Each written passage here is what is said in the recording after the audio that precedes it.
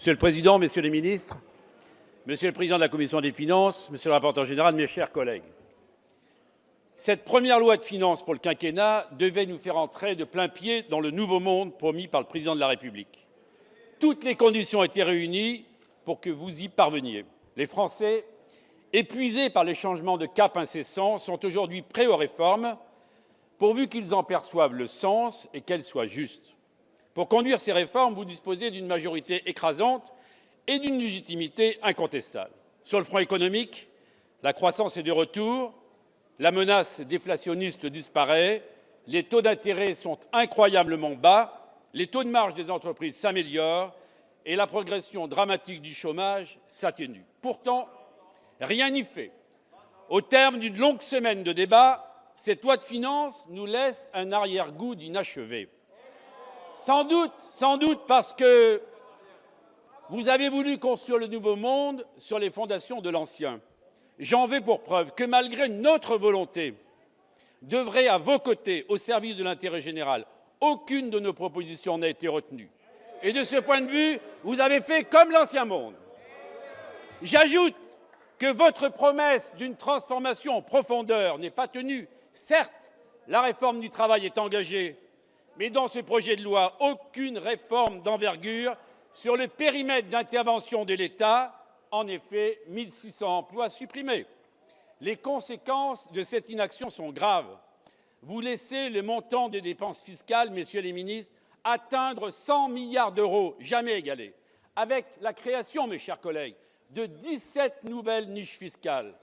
Le déficit dérape de 6 milliards, ce qui le laissera à 3,2% de PIB en 2018, contrairement à nos engagements européens. En réalité, ce n'est que parce que les administrations de sécurité sociale sont excédentaires que l'on affiche un déficit de 3%. Enfin, vous procédez à des coups de rabot sans vision, les APL, les agences de l'eau, les chambres de commerce et d'autres encore, et vous exigez des collectivités territoriales 13 milliards d'euros de dépenses en moins en 5 ans, et on verra, je prends date aujourd'hui, que c'est irréaliste. Vous le savez, la suppression de la taxe d'habitation, les nouveaux critères d'endettement mineront l'investissement local, pourtant essentiel au développement des territoires. Nos collectivités territoriales se sont toujours montrées plus vertueuses que l'État dans leur gestion et en retour, vous leur proposez un budget de défiance alors qu'il fallait faire confiance aux forces vives et aux territoires. En dépit de ces totems de l'ancien monde que vous avez voulu conserver à tout prix, cette loi de finances démontre un certain nombre d'avancées qu'il faut souligner. Vous voyez, c'est ça d'être équilibré.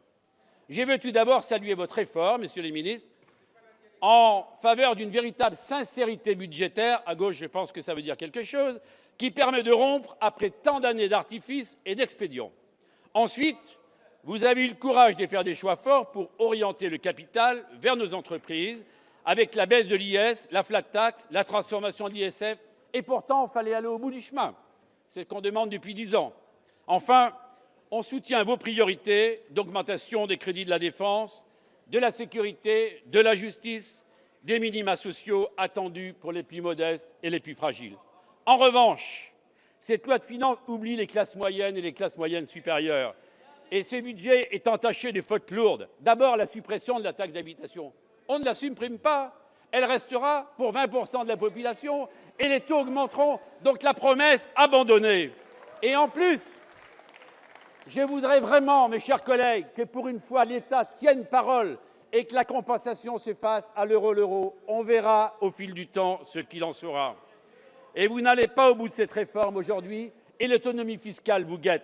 Ensuite, la réforme du logement, les coupes sombres que vous réalisez vont fragiliser le logement social et vous le savez bien. Enfin, la hausse de la CSG, arme de destruction massive contre le pouvoir d'achat de nos retraités mais également des fonctionnaires. On vous a proposé la TVA compétitivité qui aurait épargné les retraités, qui aurait taxé les produits importés, mais vous l'avez balayée. Cette majorité a ouvert une porte vers le nouveau monde, sans pour autant refermer la porte de l'ancien. Celles et ceux qui, dans notre groupe, estiment que vous avez franchi cette porte du nouveau monde, voteront cette première partie de la loi de finances. En revanche,